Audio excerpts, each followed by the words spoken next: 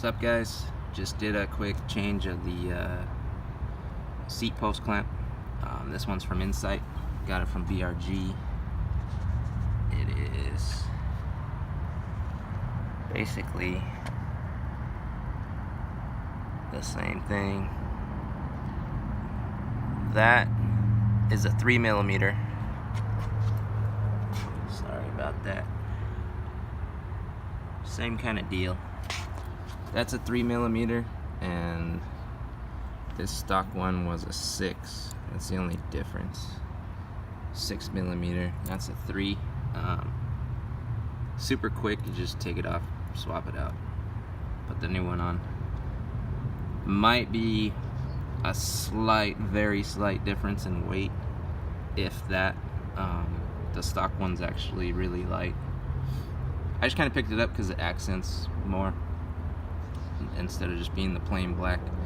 And then on BRG I got free shipping if it was over $100, and I had ordered some other parts. Like I got an 11 stem.